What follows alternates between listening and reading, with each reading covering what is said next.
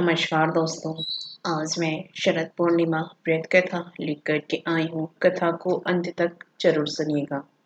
एक साहूकार की दोनों बेटियां हर पूर्णिमा को व्रत किया करती थी। इन दोनों बेटियों में बड़ी बेटी पूर्णिमा का व्रत पूरे विधि विधान से और पूरा व्रत करती थी।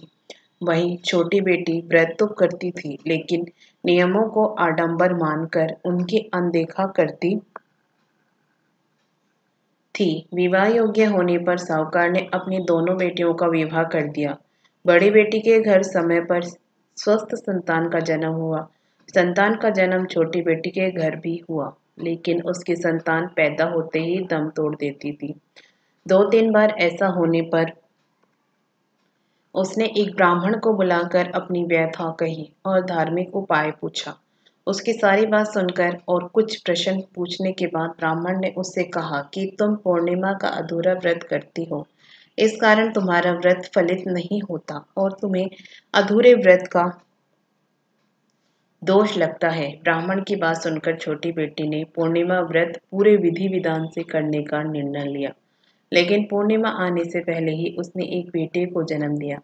जन्म लेते ही बेटे की मृत्यु हो गई। इस पर उसने अपने बेटे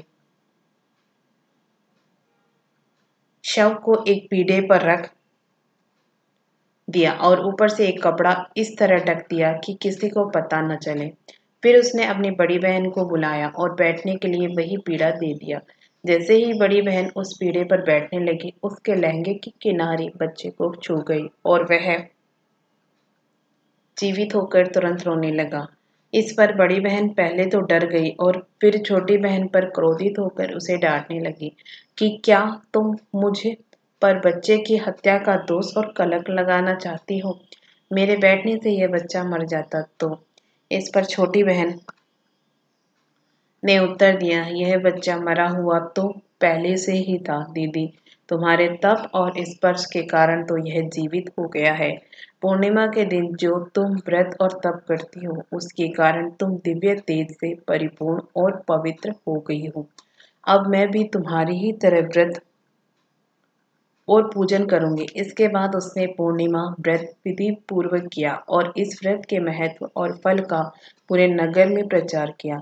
जिस प्रकार माँ लक्ष्मी और श्री हरि ने साहूकार की बड़ी बेटी की कामना पूर्ण कर सौभाग्य प्रदान किया, वैसे ही हम पर भी कृपा करें। आपको यह कथा पसंद आई हो तो वीडियो को लाइक जरूर करिएगा। इसी तरह की कथा कहानियाँ सुनने के लिए हमारे चैनल को सब्सक्राइब भी जरूर करिएगा। धन्यवाद।